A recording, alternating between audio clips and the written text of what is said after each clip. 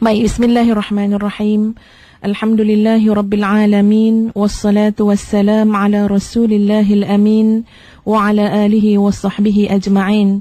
Subhanaka la ilma lana illa ma 'allamtana innaka antal alimul hakim. Rabbi shrah li sadri wa yassir li amri wahlul 'uqdatam min lisani yafqahu qawli. Rabbi yassir wa la tu'assir wa tammim bil khair. Alhamdulillah, syukur kita kepada Allah Subhanahu wa taala. Ya ni kalau kita lihat dekat luar sana, ya kalau di Kuala Lumpur, bak kata Nik tadi dibasahi, disimbahi air hujan, ya, dalam keadaan yang mendung sahaja. Dan alhamdulillah, mudah-mudahan apa yang bakal ustazah kongsikan pada pagi ini sedikit sebanyak ya dalam keadaan suasana hati kita yang redup. Ya, yang tadi Nik kata dari segi alfanya, auranya lebih tenang.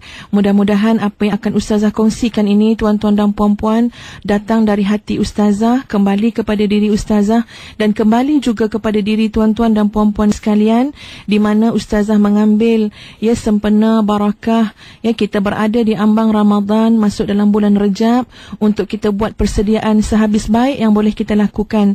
Ya, sebab itu pilihan ustazah pada pagi ini ialah untuk berkongsi dengan sebuah tajuk yang ustazah berikan, namanya ialah jalan pulang, ya, ataupun sebenarnya maksud yang ustazah nak beri perhatian di sini ialah tentang taubat nasuha. Ya, tapi kita namakan sebagai jalan pulang kita kepada Allah Subhanahu wa taala. Tuan-tuan dan puan-puan sekalian, sama ada kita sedar ataupun tidak sedar ya ni, Allah Subhanahu wa taala ya sekurang-kurangnya menjadikan 4 terminal jalan pulang. Yang pertama ialah taubat nasuha, yang kedua ialah istighfar kita yang berterusan kepada Allah, yang ketiga ialah kebaikan-kebaikan yang kita lakukan, ya, yang keempat adalah musibah yang Allah turunkan yang rupa-rupanya menjadi kafarah kepada dosa-dosa kita. Tuan-tuan dan puan-puan sekalian, mari sama-sama dalam suasana yang bening ini kita hayati surah Nuh ayat 10 hingga 12 insya-Allah. A'udzu billahi minasy syaithanir rajim. Faqultu astaghfiru rabbakum innahu kana ghaffara yursilus samaa'a 'alaikum midrara wa yumdidukum bi amwalin wa banin wa yaj'al lakum jannatin wa yaj'al lakum anhara. Shadaqallahul azim. Dan aku berkata, pohonlah keampunan kepada Tuhanmu, kerana sesungguhnya Allah itu Maha Pengampun. Nescaya Dia akan menurunkan hujan yang lebat dari langit kepadamu, dan Allah memperbanyakkan hartamu dan anak-anakmu, dan menjadikan kebun-kebun untukmu, dan mengadakan sungai-sungai untukmu. Shadaqallahul azim. Tuan-tuan dan puan-puan sekalian, kita kena mencari jalan pulang kepada Allah Subhanahu wa taala melalui satu jalan yang ustazah sebut tadi sebagai taubat nasuha. Ya, dalam Al-Quran dah sebut, istaghfiru rabbakum, minta ampunlah dengan Tuhan kamu, kerana sesungguhnya Allah itu Maha Pengasih lagi Maha Penyayang. Ya, mudah-mudahan dengan keampunan Allah, dengan taubat yang kita lakukan, ya, dengan jalan pulang yang kita kembali kepadanya, Allah turunkan rahmat, barakah, rezeki, turunkan hujan yang lebat dari langit, kurniakan kita harta-harta yang penuh barakah, kurniakan kita anak-anak yang saleh, dan Allah boleh mengadakan segala 1001 macam jalan ketenteraman, ketenangan, kebahagiaan dunia dan akhirat untuk kita. Ya, sebab itu tuan-tuan dan puan-puan sekalian, ya, ustazah ingat juga di antara masa turning point dalam hidup ustazah sendiri ya ni, masa yang kita kata kita buat U-turn, masa yang sebelum itu Allah berikan rasa murung, runsing yang sukar untuk kita perjelaskan. Ya, rasa macam kecewa, putus harap, payah nak diberitahu kepada orang lain. Subhanallah, tentera Allah itu sangat banyak. Bila Allah nak bagi hidayah, kadang-kadang dengan jalan Allah berikan kerisauan yang melampau, kemurungan yang melampau. Ya, benda yang sangat complicated untuk kita jelaskan.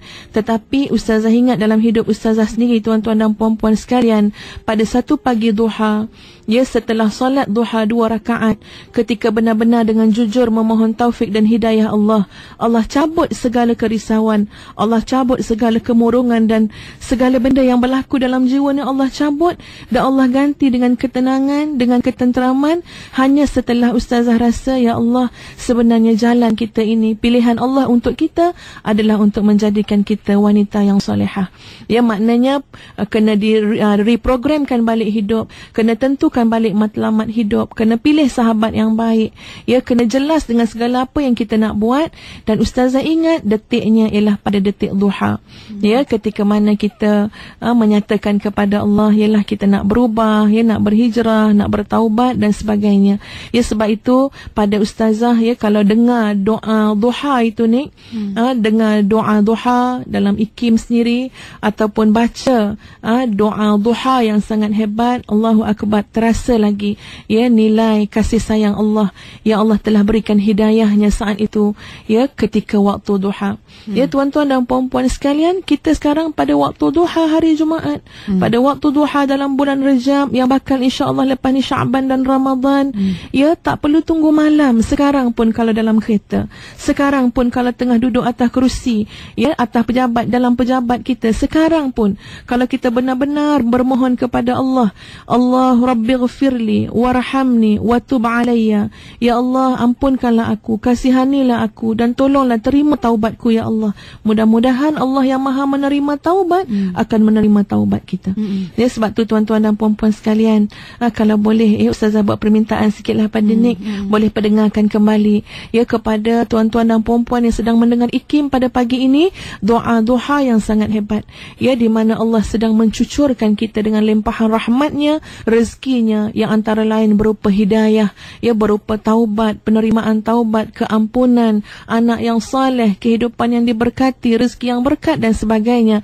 Mari sama-sama buat kesekian kalinya, ya, kita menghayati doa duha yang sangat indah. Silakan. InsyaAllah. Dan untuk rakan-rakan kita yang berkelapangan juga, saya kira bolehlah mengambil wuduk untuk sama-sama, ya, menunaikan solat sunat duha juga. Kita dengarkan bersama. Allahumma inna duha duha'uka wal baha'a baha'uka wal jamal jamaluka wal quwwata quwwatuka wal qudrata qudratuka wal ismata ismatuka.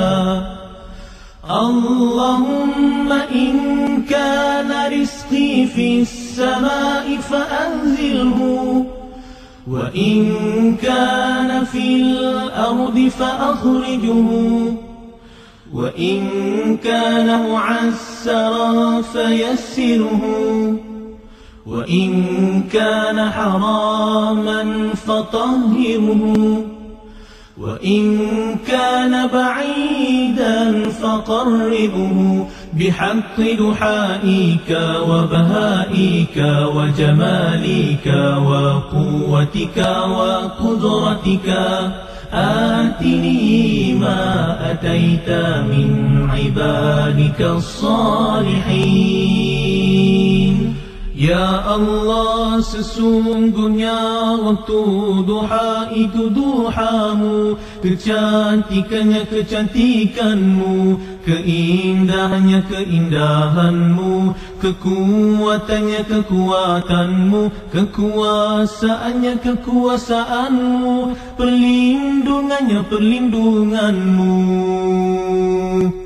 Ya Allah, jika rezeki masih di langit turunkanlah, jika di bumi keluarkanlah, jika sukan pemudahkanlah, jika haram sucikanlah, jika jauh dekatkanlah. Bekal waktu duha kecantikanmu, keindahanmu, kekuatanmu, kekuasaanmu, limpahkan kepadaku segala yang Engkau telah limpahkan kepada hamba-hambamu yang soleh.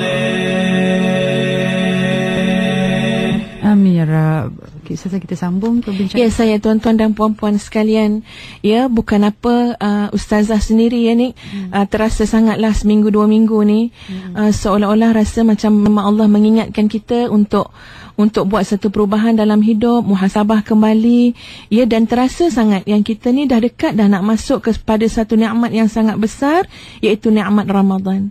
Ya, sebab itu nak dikongsikan di sini. Tuan-tuan dan puan-puan sekalian, bila Ustazah kata jalan pulang, taubat nasuha, kita nak taubat kepada Allah dengan banyak perkara, atas sebab banyak perkara. Pertama sekali, oleh kerana rancangan usrati, ya, berkaitan dengan keluarga. Ustazah melihat kadang-kadang apa yang kita lihat pada anak-anak kita, ya, sedikit kecatatan pada rumah tangga, ketidakharmonian dan sebagainya, itu semua akan berbalik kepada diri kita sendiri sebagai isteri, suami, ya, sebagai ibu dan ayah. Sebagai perkongsian lah ni, ya. Baru-baru ni pergi tengok salah seorang anak, ya, dapat dia punya feedback daripada guru tu agak perlahan hafalan Qurannya, ya, sedangkan Ustazah rasa bercakap dengan suami, ya Allah bang, rasanya dah buat sehabis baik dah. Ya, nak buat apa lagi dengan anak ni? Ya, dah nasihat, dah ziarah, dah cakap macam-macam lah, ya, dah buatkan jadual untuk dia. Jadi bila kita cuba berfikir, sebab tu akal ni kita kena gunakan, ya. Bila kita cuba berfikir apa lagi, kenapa jadi macam ni, suami Ustazah sebut macam ni lah, kita tak payah letak salah tu pada anak, kita dah cuba buat yang terbaik. Apapun kita harus melihat sekarang ni kita yang jauh hubungan dengan Allah Subhanahu wa ta'ala. Ya, puasa sunat malas, bangun malam pun sudah tidak bangun. Ya, jadi rupa-rupanya satu kekuatan ya ni, bila pukul 5 pagi ke 4:30, ya, dikejutkan untuk bangun malam, kita rasa letih, malas, pening dan sebagainya.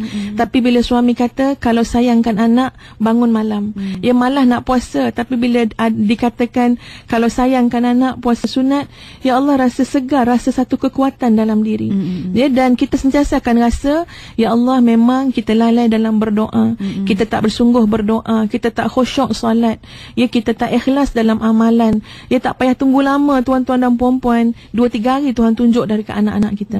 Ustazah baru satu forum dengan seorang ustazah yang lain, ya, tanpa perlu disebutkan nama, semalam baru hari ibu.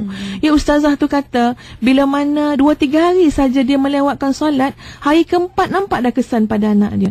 Anak dia pun cuai semayang, anak pun dah mula melawan dan sebagainya, sehingga hati tu terus teringat, ya Allah, tak payah lama aku nak tunggu, ya Allah, 3-4 hari je aku abai cuaikan solat, lewatkan semayang, Tuhan tunjuk terus pada anak-anak didikku, pada anak-anak kandungku sendiri. Ya, subhanallah. Sebab itu tuan-tuan dan puan-puan sekalian, kita tidak pernah terlambat dan terlewat untuk pulang kembali kepada Allah, hisap diri, taubat nasuha, dalam arti kata taubat sebenar-benarnya, sebagai ibu ke, sebagai isteri ke, sebagai hamba Allah, ya Allah, taubat, taubat, taubat dan taubat. Ya, tuan-tuan dan puan-puan sekalian, cuba bayangkan Rasulullah SAW dalam suatu hadis yang diriwayatkan oleh Buraidah radhiyallahu an bersabda, maksud dia, seseorang yang belajar, yang mengajar, yang mengamalkan Al-Quran, nanti ibu bapanya akan mengenakan mahkota yang bergemerlapan cahayanya seperti cahaya matahari, dan akan Allah izinkan mengenakan pakaian yang mahal, yang lebih mahal daripada seluruh kekayaan dunia. Kemudian mereka akan hairan dengan kemuliaan tersebut, dan mereka akan bertanya, kerana apa kami dimuliakan ya Allah?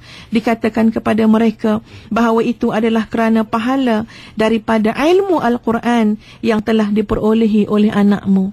Ya, tuan-tuan dan puan-puan sekalian, dekat sini pun kita akan terhenti sekejap, ya, untuk berfikir ke mana kita nak bawa anak-anak kita. Kita nak jadikan anak-anak kita apa? Ya, pada pandangan ustazah, ini yang sebaik-baiknya.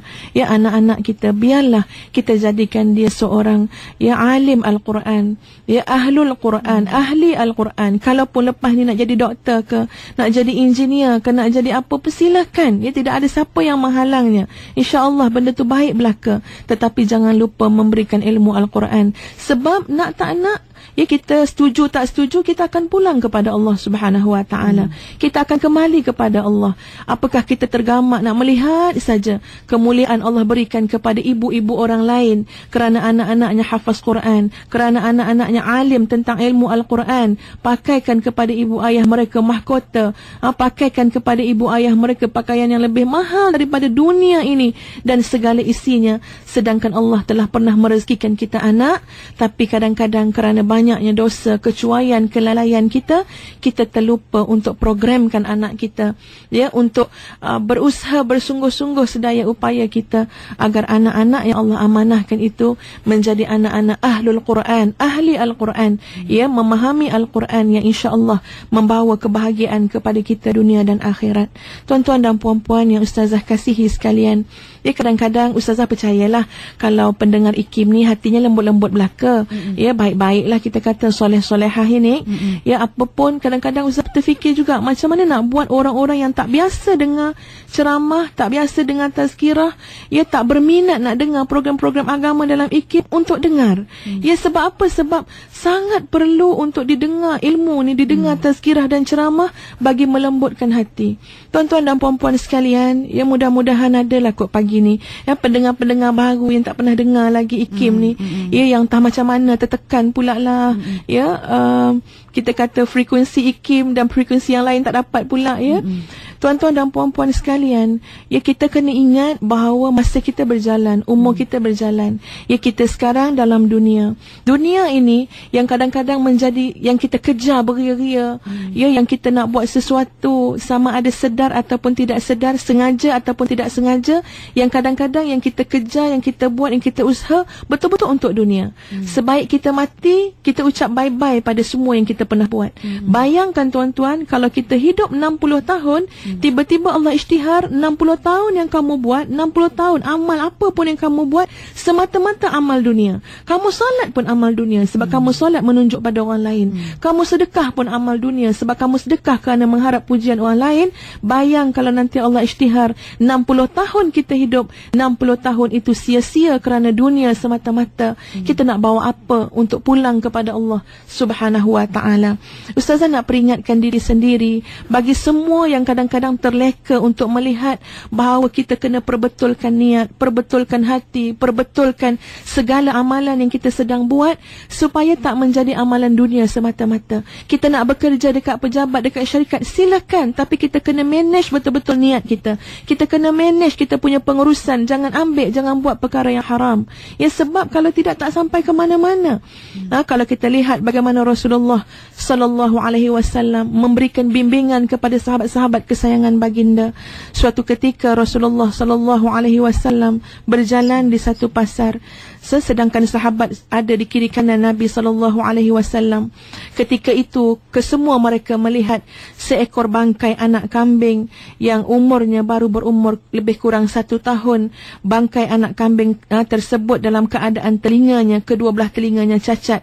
Lalu Rasulullah sallallahu alaihi wasallam pergi pegang telinga bangkai kambing kecil itu. Lalu Nabi bertanya kepada para sahabat, siapa di kalangan kamu semua yang mahu membeli ini dengan harga 1 dirham?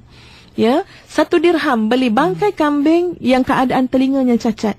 Sahabat kata, dia nak buat apa ya Rasulullah? Beli bangkai kambing, bangkai lagi, cacat lagi. Ya, sehingga ada sahabat yang kata, demi Allah, kalau sahaja kambing kecil ini masih hidup, tapi oleh kerana dia mempunyai aib, kerana telinganya cacat, apalagi kalau sudah mati ya Rasulullah? Maknanya hidup pun tak nak beli, apatah lagi dah mati nak beli 1 dirham. Bagi percuma pun tak nak. Apa jawab Nabi SAW? Sesungguhnya dunia itu lebih hina di hadapan Allah daripada bangkai kambing kecil yang ada di hadapan kamu semua. Ya, dalam hadis riwayat Muslim disebutkan perkara ini.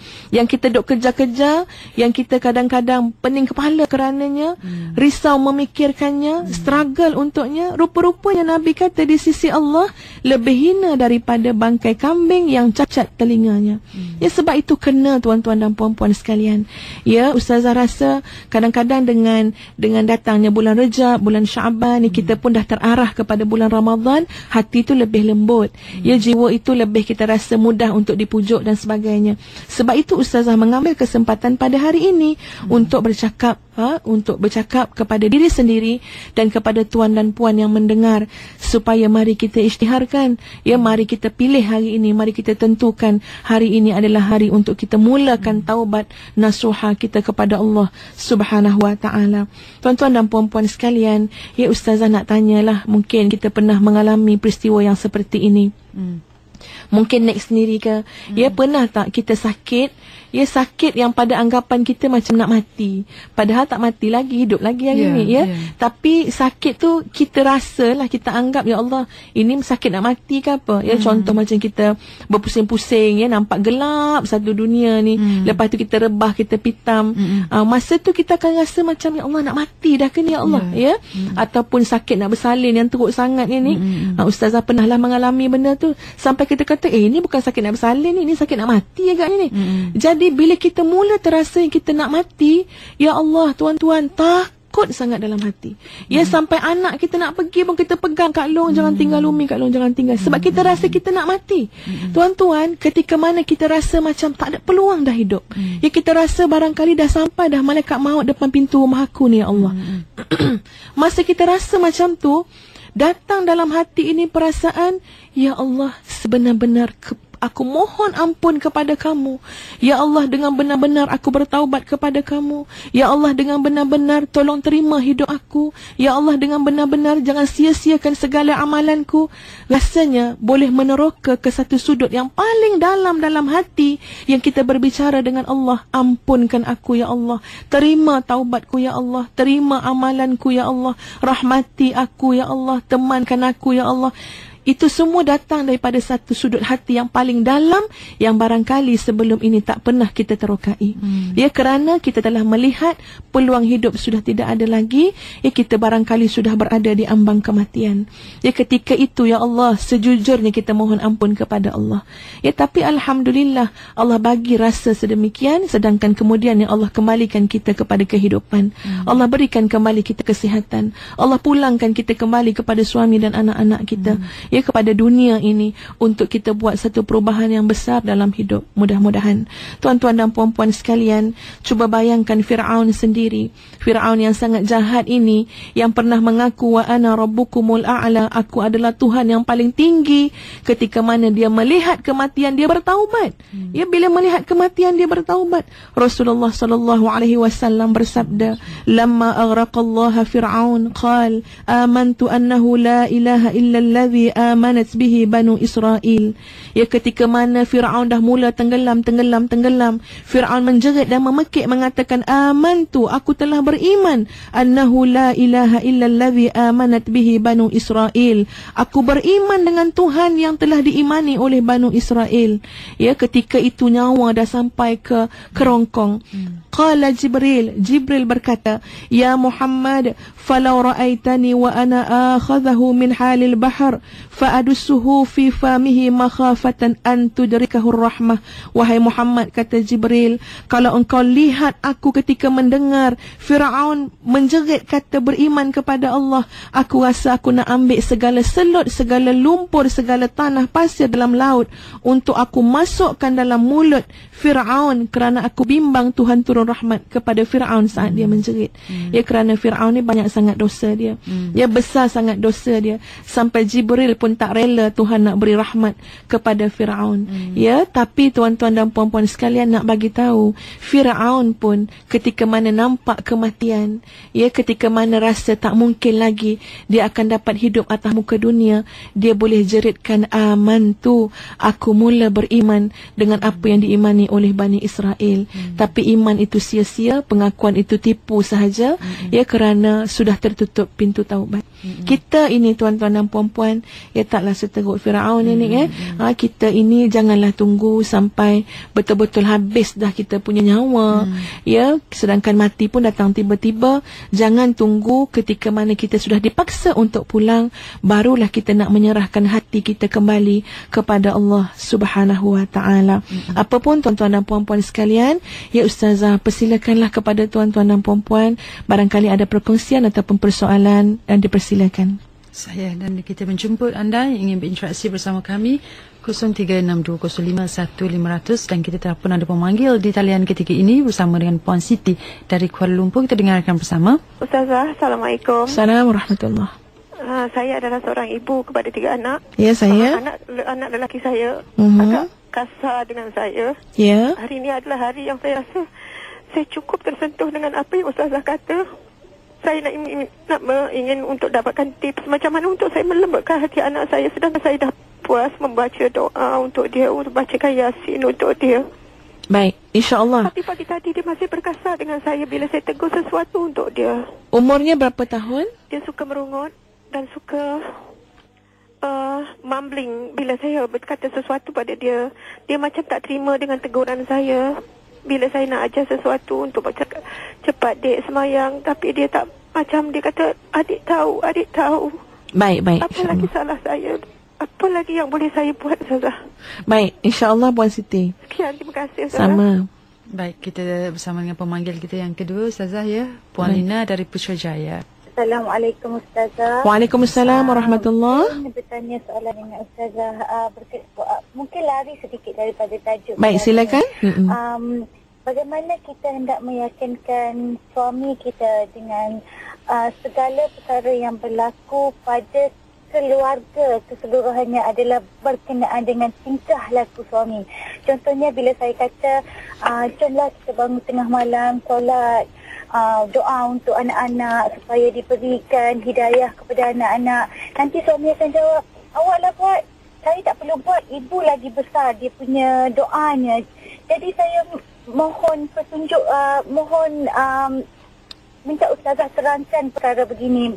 Bagi saya, doa daripada ibu bapa adalah lagi baik daripada doa saya seorang diri, memandangkan kami yang perlu bergabung. Jadi saya perlukan nasihat daripada Ustazah. Okay, terima kasih. Assalamualaikum. Assalamualaikum warahmatullahi. Silakan yang satu lagi ni ya. Kita dipersilakan Puan Nurul dari Negeri Sembilan. Assalamualaikum Ustazah. Waalaikumsalam warahmatullahi. Hari Guru pertamanya nak ucapkan Ustazah. Ya saya. Saya nak tanya, saya ibu pada 2 orang anak kecil lah. Saya juga seorang hafizah. Dan dalam masa yang sama saya mengalami masalah untuk mengulang semula Quran tu. Sebab masa dulu belajar ikut syllabus kan, nak kerja syllabus, nak praktis. Dan kadang-kadang bila nak mengulang jadi sebab untuk ingat semua tu, nak minta pencerahan bagi Ustazah, nak bagi kekuatan pada ibu yang inilah nak menguruskan anak dan nak mengulang Quran, dan dalam masa sama cintakan ilmu lah untuk banyakkan baca buku. Tapi kadang-kadang kita rasa masa tu tak dapat, tak sepenuhnya kita tunaikan tanggungjawab tu. Minta pencerahan Ustazah. Assalamualaikum. Baik, boleh Ustazah cuba bagikan pandangan ini. Tuan-tuan dan puan-puan sekalian, pandangan Ustazah ni bukan bermakna Ustazah bagus sangatlah ya. Okey. Kepada Puan Siti tentang anak kita berkasar, anak kita cakap dengan suara yang keras dan sebagainya, rasanya dulu pun Ustazah dah pernah beritahu dalam rancangan Usrati ini, dia bukan setakat kita berdoa saja untuk anak. Ya, tapi kita mesti ambil satu tindakan yang terarah, ya, yang memang Nabi SAW sendiri buat, para salafus soleh lakukan untuk melembutkan hati anak-anak tersebut. Ya, dan proses melembutkan hati ni kita mesti tahu ilmunya lah, ilmu pendidikan anak-anak tersebut. Doa saja tak cukup. Ya, ikhtiar kita mesti ada. Contoh, ya, kalau boleh kita pegang anak-anak ini masa yang paling Ustaz sebutkan sebagai masa berlian dalam kehidupan dia.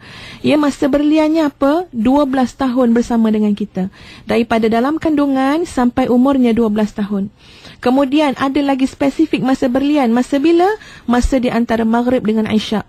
Kalau seorang ibu boleh pegang, boleh jaga 12 tahun pertama, ia tunjukkan pada anak contoh yang baik, tunjukkan pada anak ketenangan daripada menunaikan solat, tunjukkan pada anak keharmonian keluarga yang ibu ayah bina.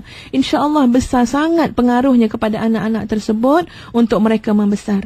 Kemudian waktu di antara Maghrib dengan Isyak. Walaupun kita kata macam-macam dah berlaku sebelum ini dalam kehidupan kita dan anak-anak, tapi kita boleh mulakan daripada minggu depan ataupun mulakan malam ini.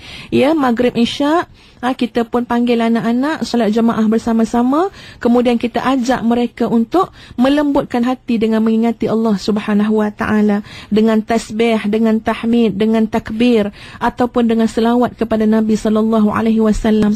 Pernah Ustaz kongsikan di sini tuan-tuan dan puan-puan sekalian, bagaimana pelajar-pelajar juvana, ya, yang kita kata melakukan jenayah di bawah umur, antara jenayahnya ialah pukul ibunya sendiri dengan belakang, dengan hulu parang dan sebagainya. Ya, memang masa kita jumpa dengan dia, keruh wajah mereka, tak nak dengar ceramah kita. Ya, tak respon pada pertanyaan ustazah. Sampai pening, ya Allah, nak buat macam mana anak-anak ni, kesian dengan mereka. Tapi lepas tu bila kita teringat, barangkali berkat selawat Nabi SAW boleh mencairkan keegoan mereka, boleh melembutkan hati mereka. Kita pujuk rayu, mari sama-sama kita selawat. Ya, selawat jangan buat main-main. Ini selawat ni pada Nabi, kekasih Allah. Kamu setakat dengan ustazah nak main-main, tak apa. Ustazah ni bukan apa-apa pada kamu. Ya, bila kita ajak dia selawat, berkali-kali kita selawat, Allahumma salli ala Sayyidina Muhammad. Ya, Allahumma salli ala Sayyidina Muhammad wa ala ali Sayyidina Muhammad. On the spot, tuan-tuan dan puan-puan, nampak dia punya perubahan. On the spot, nampak perubahan. Akhirnya dia mula nak dengar ceramah kita. Ya, dia mula bertanya itu dan ini. Rupanya banyak pula masalah dia. Subhanallah, kita kena cari jalan bagaimana untuk melembutkan hati anak-anak tersebut. Apapun tuan-tuan dan puan-puan sekalian, apa yang mereka lihat pada kita jadi cerminan kepada mereka. Kalau kita sekadar bercakap sahaja, lama-lama kita kehilangan aura sebagai seorang ibu dan ayah. Ya, mereka melihat, oh, mak ni tak boleh pakai pun cakap dia, abah ni cakap saja. Jadi proses ini proses yang, bila sebut proses, dia makan masa. Ustazah harap kita semua sebagai ibu ni bersabar. Tidak ada istilah kecewa, putus harap. Ya, kita bukan membina anak untuk hari ni, untuk esok ataupun minggu depan. Kita membina anak sampai hari akhirat. Kalaupun masih kita hidup, dia tak berubah seperti mana yang kita nak. Kita sentiasa yakin kepada Allah. Mungkin hari kita mati, besok anak kita terpanggil untuk menjadi anak yang soleh. Siapa tahu, wallahu a'lam. Tuan-tuan dan puan-puan sekalian, soalan daripada Puan Lina. Ya, hampir sama jugalah pandangan ustazah pada Puan Lina. Ya, Puan Lina memang nak suruh orang ni payah. Ya, walaupun orang itu adalah suami kita sendiri. Ya, tapi ustazah dalam bab suami isteri suka sangat highlightkan tentang Asiyah isteri Firaun. Ya, tuan-tuan, Asiyah ni banyak sangat pengajaran pada dirinya. Ya, bayangkan tuan-tuan dan puan-puan sekalian, kalau Asiyah nak gunakan alasan kita selama ni, ustazah saya tak boleh buat macam ni sebab suami saya tak buat. Ustazah saya tak boleh begini sebab terpengaruh dengan suami saya. Suami jadi alasan pada diri kita. Kalau begitu, Asiyah lah paling seronok sekali nak bagi alasan. Ya Allah, aku tak boleh beriman, ya Allah, sebab suami aku ni kufur. Ya, sampai mengaku Tuhan. Ya Allah, aku tak mampu bertahan iman aku, ya Allah, sebab suami aku sendiri yang sebantal, seselimut dengan aku ni. Ya, tapi Asiyah, Tuhan nak tunjuk, wahai manusia, ini sempadan iman. Walaupun kamu sebantal, walaupun kamu seselimut sekalipun, tapi iman dengan kekufuran tu ada sempadan dia. Bayang Asiyah boleh pertahankan diri dia, pertahankan iman tauhidnya kepada Allah dalam keadaan begitu suami dia. Dia menghiburkan dirinya, kekuatannya dengan mengingati akhirat yang Allah tawarkan. Rabbi binili indaka baitan fil jannah. Wahai Allah, binakan untukku istana yang dekat dengan kamu dalam syurga. Istana atas dunia ni tak apa-apa pun. Maknanya Puan Lina, ya, termasuk ustazah sendiri, kita kena ada kekuatan yang kita mohon daripada Allah, ya, untuk kita berbuat terlebih dahulu sebelum suami kita tadi berbuat. Ya, kalau kita kata kita kena bangun malam, bang, silakan istiqamah 40 hari bangun malam, tengok apa kesannya pada suami kita. Bang, kita kena banyakkan doa, silakan kita dulu istiqamah 2-3 bulan berdoa, tengok ada tak sikit sebanyak kesan pada suami kita. Yang penting kita tak jadikan alasan sekeliling kita menyebabkan, oh, tak boleh nak berubah lah ustazah, kawan-kawan teruk, tak boleh nak berubah, jiran-jiran teruk. Tengok Asiyah isteri Firaun tu sebantal lagi teruk. Tapi Asiyah tunjukkan, kalau kekuatan itu kita mohon daripada Allah, kita boleh teguh dengan iman kita hidup dan mati, insya-Allah. Ya, kepada Puan Nurul, ya, Puan Nurul, ustazah lihat anaknya baru 2 orang, ya, insya-Allah boleh ditambah lagi lah tu. Ya, bukan apa, sebagai ikut pengalaman ustazah, anak 2 orang ni masih sikit lagi kita boleh manage, boleh urus, ya. Apatah lagi tadi bila Puan Nurul kata, Puan Nurul ni seorang hafizah, ya, seorang yang hafal Quran, jadi tanggungjawab kita untuk jaga hafalan kita dengan baik. Jadi Puan Nurul dan para hafizah sekalian, kecuali hafizah yang ni lah, ini nama je hafizah, ya, kita kalau kita dah hafal Quran, kena letakkan hafalan Quran, jaga balik hafalan sebagai satu aulawiyat, keutamaan dalam hidup. Ya, mesti letak keutamaan. Yang lain-lain jatuh nombor-nombor yang berikutnya. Ya, sebab kita dah hafal, kita kena jagalah dengan sebaik-baiknya, dengan semampu yang boleh. Ya, luar daripada kemampuan yang itu Allah maafkan belaka. Tapi kalau kita lalai, cuai, yang itu memanglah akan dipikirkan lah. Jadi pada pandangan ustazah Puan Nurul, disiplin dan juga penjadualan hidup sangat penting. Ya, agak-agaknya cuba kita format balik jadual hidup kita. Ya, pengurusan hidup kita. Boleh tak? Bagaimana agak-agaknya kita nak slot in dalam kita punya hidup ni, harian kita ni, pukul 5 pagi kita bangun khusus untuk ingatkan balik Al-Quran. Tuan-tuan dan puan-puan sekalian, kita baca Quran waktu sahur, malaikat menjadi saksi. Ya, maknanya barakahnya sangat besar. Rahmat Allah sangat luas.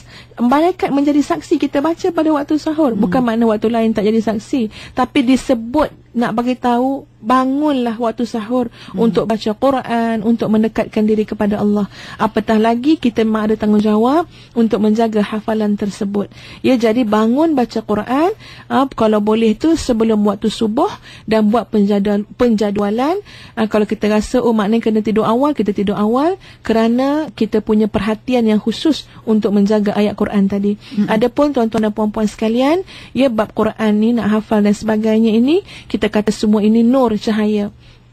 Cahaya Allah ini tidak akan Allah beri kepada orang yang buat maksiat. Yang ini secara tidak langsung, secara tidak perasan, ya, kepada siapa-siapa yang hafal Quran, ya, termasuk kita yang kadang-kadang hafal sikit-sikit, ya, hafal hadis, ilmu dan sebagainya. Dia bergantung kepada bagaimana kita menahan diri daripada terjerumus kepada perkara maksiat, perkara kelalaian, sebab dia memberi kesan langsung kepada hafazan kita. Jadi kalaupun kadang-kadang masa yang kita peruntukkan, ya Allah, aku cuma boleh peruntukkan setengah jam sehari saja, ya Allah, untuk hafal Quran, tapi 24 jam dalam hidup kita jadi manusia yang patuh, ya, jauh daripada maksiat, daripada kelalaian, insya-Allah Allah pertahankan ayat Al-Quran, kalam Allah dalam jiwa kita, insya-Allah. Wallahu alam. Saya. Baik. Kita ada beberapa lagi panggilan lain, Ustazah. Mungkin kita dapat berkongsi 2 panggilan terakhir sebelum kita menutup perbincangan kita pada hari ini. Kita bersama dengan Puan Haida dari Johor. Assalamualaikum, Ustazah. Assalamualaikum warahmatullahi. Saya ni guru. Saya ada masalah seorang anak murid perempuan lah, yang suka mencabar anak murid lelaki untuk buat sesuatu yang tak baik lah pada dirinya. Saya dah uruskan 2 kes, dan saya dapati dia ni berasal dari keluarga yang ada masalah lah. Ya, saya. Latar belakang keluarga yang bermasalah. Ya, saya. Saya nak Ustazah cadangkan macam mana caranya saya untuk menasihati dia, seorang pelajar perempuan yang bermasalah keluarga, dan dia selalu juga suka mencabar pelajar lelaki. Saya dah cuba bacakan doa Allahumma tahhir qalbiha wa sin farjiha wa fillaha. Ya, saya. Tapi setiap kali saya cuba baiki dia, saya teringat tentang anak saya. Saya sendiri pun ada anak perempuan. Macam mana, adakah saya kena bersisip wali? Saya terfikir macam saya baca Rabbana hab lana min azwajina wa dhurriyyatina qurrata a'yunin. Ya. Waj'alna lil muttaqina imama. Saya risaukan, adakah ini persediaan untuk saya? Mungkin anak saya perempuan pun mungkin akan berlaku macam ni. Kenapa saya seorang guru, setiap kali saya nak memperbaiki anak murid, saya teringatkan apa akan berlaku pada anak saya. Macam tu. Minta pendapat Ustazah. Assalamualaikum, Ustazah. Assalamualaikum warahmatullahi. Baik, kita bersama dengan pemanggil kita berikutnya, Puan Ruby dari Johor. Assalamualaikum, Ustazah. Waalaikumsalam warahmatullahi. Seorang muslimah yang bekerja di ini, saya baru aja mendengarkan radio IKIM FM. Hati saya tersentuh, ingin segera bertaubat. Saya sudah lama meninggalkan hal-hal ibadah yang selama ini saya tinggalkan. Hati saya seakan terusik dan menangis apabila saya mendengarkan ceramah-ceramah di radio IKIM FM. Saya ingin segera bertaubat nasuha, tapi karena hal ruang saya bekerja pada orang non-muslim, saya belum bisa melaksanakan niat saya untuk segera bertaubat nasuha. Tapi saya cuma berniat dalam hati, karena saya terikat dengan kontrak kerja di sini. Ya, saya. Kurang lebih 2 tahun saya harus menghabiskan dulu kontrak saya. Ya. Saya belum bisa melaksanakan taubat nasuha itu. Bagaimana, Ustazah? Jalan pulang yang saya jalani belum saya perbuat. Haruskah, macam manakah jalan yang harus saya perbuat, Ustazah? Baik, terima kasih. Kita 2 soalan ini, Yang pertama sekali kepada Puan Ruby, yang katanya masih terikat kontrak dengan non-Muslim. Begini Puan Ruby, ini pandangan Ustazah, apapun taubat nasuha tidak boleh ditangguhkan. tunggu nantilah habis kontrak lah baru taubat. Tidak. Puan Ruby, Allah Maha mengetahui segala kekangan Puan, ya, segala kesukaran, ya. Apapun kita kena menginsafi segala kelalaian, segala dosa yang pernah kita lakukan. Malah barangkali sebelum ini pun kita tak ambil perhatian untuk mohon kepada Allah ataupun untuk bersungguh-sungguh nak pilih majikan. Ya, kadang ya biasa kita dengar majikan yang memilih pembantu rumah. Ya, padahal benda yang sama juga sebagai seorang yang nak bekerja dalam industri pembantu rumah ini, sepatutnya seorang yang nak jadi pembantu pun kalau dia benar-benar ingat, ya, ini adalah tanggungjawab dunia akhirat ni, dia akan mohon kepada Allah, bagilah majikan yang baik. Ya, kadang-kadang wallahualam Ustaz pun tak tahu, mungkin kita terlalai sebelum ni tak pernah mohon pada Allah dapat majikan yang boleh mendekatkan diri kita kepada Allah, dapat majikan yang boleh beri ilmu kepada kita, dapat majikan yang boleh ingatkan kita untuk macam-macam perkara. Jadi apapun sekarang dah berlaku perkara ini Puan Ruby, Ustazah nasihatkan kita tetap meneruskan taubat nasuha. Ya, makna kita menyesal, kita ingat balik, ya Allah, ini dosa aku lakukan, ini kelalaian, ini kecuaian, biar keluar air mata tu, ya, memohon keampunan kepada Allah, dan dalam masa yang sama kita berazam untuk tidak mengulanginya, dan dalam masa yang sama kita berdoa sungguh-sungguh, wahai Allah, mohon kekuatan, mohon segala sebab musabab, mohon segala cara, ya Allah, agar aku boleh istiqamah mempertahankan taubat nasuha ini. Ya tuan-tuan dan puan-puan, kita ni bukan mohon pada sebarangan ni, kita mohon pada Allah. Allah yang memiliki langit dan bumi. Ya, tidak ada pergerakan satu besar zarah atas muka dunia ni kecuali dengan izin Allah. Kita mohon dengan yang maha hebat, yang maha agung, insya-Allah ada jalan keluarnya. Apapun Puan Ruby, pastikan, ya, sebagai langkah awal kepada taubat nasuha ini, kita tidak lagi meninggalkan perkara yang fardu. Yang fardu kita kena buat. Ya, solat kita tak boleh ambil masa 5 minit nak solat. Barangkali tak boleh Ustazah, tak boleh nak sembahyang sunat. Tak apa, kita sekarang ni fokus kepada yang wajib sahaja, kepada yang fardu. Adapun yang sunat nanti insya-Allah, ya, panjang umur, dah habis kontrak dengan yang non-muslim tu, kita pun buat. Nah, walau bagaimanapun ada ibadah-ibadah sunat yang tak perlukan masa sangat. Ya, yang tak perlu sangat kita ambil, tinggalkan kerja. Ibadah sunat juga sebab nak beritahu, ya Allah, Allah ni sentiasa menawarkan pahala kepada kita. Ya, sambil-sambil Puan Ruby buat kerja, astaghfirullahalazim. Sambil-sambil buat kerja, Allahumma salli ala sayyidina Muhammad. Semua ini adalah pahala daripada Allah. Ya, maknanya kalau boleh kita cuba set up minda kita tu, tak nak fikir apa-apa kecuali kalau dan sebagainya. Sebab yang jelasnya jalan untuk mendekati Allah, untuk memperkayakan diri kita dengan pahala terbentang luas. Ya, bukan dengan sembahyang sunat saja. Ya, dengan tasbih takbir pun kita mengingati Allah. Dengan sedekah yang kita keluarkan sedikit daripada duit gaji yang majikan bagi pun, insya-Allah pahala sedekah. Ya, semuanya Allah hitung. Tuan-tuan dan puan-puan, kepada Puan Haidar, ya, sebenarnya Puan Haidar baru beberapa hari ni ada seorang hamba Allah, seorang guru juga yang jumpa Ustazah beritahu benda yang hampir sama. Ya, dia kata pelajar perempuan, sekolah dia sekolah menengah, seorang pelajar perempuan yang sangat dahsyat perangai dia. Ya, sentiasa menengking guru dengan dan sebagainya lah. Ya, dan soalan utama Ustazah pada beliau ialah bagaimana latar belakang keluarga pelajar ini. Ya, bukan dirancang-rancang pun nak tanya macam tu, tapi begitulah.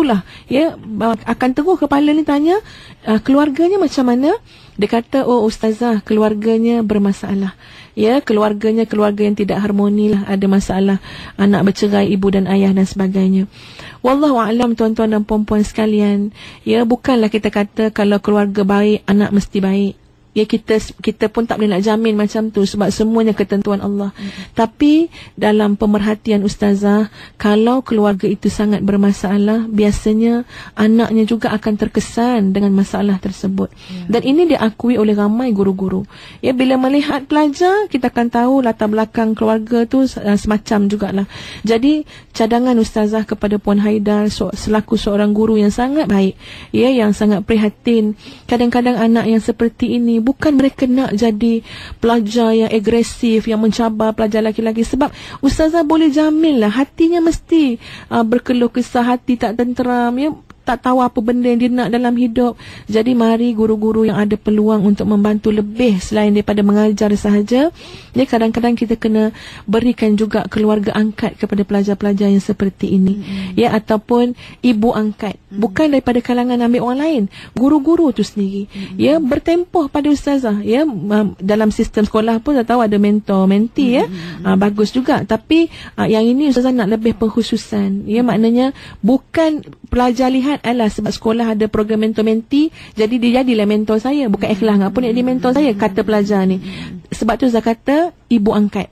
Maknanya ini bukan kerana sekolah suruh, ini bukan kerana Kementerian Pelajaran suruh, tapi ini kerana kasih sayang saya sebagai guru. Saya tahu kamu begini-begini, saya nak isytiharkanlah, ya, nak ambil kamu ni sebagai anak angkat saya. Mari balik sekejap rumah kita, dan kita pun bila ibu angkat boleh berkenalan dengan keluarga dia, ya, tanya apa masalah.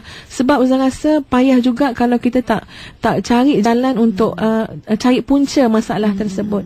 Dalam masa yang sama, kita cubalah rangka-rangka cari pelajar-pelajar yang baik-baik di bawah pengawasan guru-guru, supaya pelajar yang baik-baik ini mendekati pelajar tadi. Kadang-kadang guru tak berapa observe sangat, ya, tentang hubungan kawan-kawan ni. Maksud ustazah macam ni, bila pelajar-pelajar baik, ya, yang soleh-solehah ni mendekati pelajar-pelajar yang agak ada masalah disiplin, kadang-kadang menjadi satu fitnah pula. Bila guru-guru tampak, awak ni dah berkawan dengan orang macam tu ke? Padahal ada keperluan juga kalau pelajar yang solehah baik-baik ni 5-6 orang, kita memang kita dah formatkan begitu, dekati sekian-sekian, jadikan dia sahabat kamu yang special, pengaruhi dia supaya dia jadi orang baik, ya. Mungkin kita tak dapat nak merumuskan semua dalam masa yang sangat terhad ni, tapi itulah sikit sebanyak tuan-tuan dan puan-puan pandangan ustazah. Adapun Puan Haida, tuan-tuan dan puan-puan, jangan terlalu ketakutan sangat dengan masa depan anak. Ya, tadi dia kata sikit-sikit fikir anak, apakah anak dia akan jadi macam ni. Jangan terlalu sangat ketakutan. Kita buat saja sehabis baik yang kita boleh buat. Kita bertawakal kepada Allah Subhanahu Wa Taala. Ya, dengan tawakal tu hati akan jadi tenang. Jadi ustazah akhiri dengan ayat surah Qaf 31 hingga 35. Boleh ni tiket masuk syurga. Ya, ustazah lihat ayat ini seolah-olah memberi gambaran tentang tiket nak masuk syurga, kena ada tiket. Inilah tiket dia. Bismillahirrahmanirrahim. وأزلفت الجنة للمتقين غير بعيد هذا ما توعدون لكل أواب حفيظ من خشي الرحمن بالغيب وجاء بقلب منيب ادخلوها بسلام ذلك يوم الخلود لهم ما يشاءون فيها ولدينا مزيد. Syurga itu didekatkan kepada orang yang bertakwa. Kepada mereka dikatakan, inilah nikmat syurga yang dijanjikan Allah kepadamu, iaitu kepada setiap hamba yang sentiasa bertaubat kepada Allah, kepada setiap hamba yang memelihara semua peraturan-peraturan Allah, iaitu hamba yang takut kepada Allah yang Maha Pemurah sekalipun tidak kelihatan olehnya, dan dia datang dengan hati yang bertaubat kepada Allah. Lalu dikatakan, masuklah dalam syurga dengan aman damai, itulah hari yang abadi. Bagi mereka segala apa yang mereka mahukan, dan di sisi Allah kami berikan penambahan. Maknanya tuan-tuan dan puan-puan sekalian, di antara tiket untuk masuk syurga, yang pertama ialah awwab, orang yang sentiasa bertaubat. Yang kedua hafiz, orang yang sentiasa menjaga janjinya dengan Allah. Yang ketiga, orang yang taat pada Allah Subhanahu Wa Taala dalam keadaan terang dan sembunyi. Yang keempat, hati yang bersih, yang penuh dengan rasa taubat, kembali kepada Allah, redha dan pasrah kepada Allah Subhanahu Wa Taala. Mudah-mudahan ya perkongsian ini memberikan satu manfaat yang besar kepada diri kita semua, khususnya manfaat dunia dan akhirat, ya, manfaat akhirat mudah-mudahan. Ya, tuan-tuan dan puan-puan sekalian, ampun maaf daripada ustazah anda berlebihan. Wabillahi taufiq wal hidayah. Assalamualaikum warahmatullahi wabarakatuh.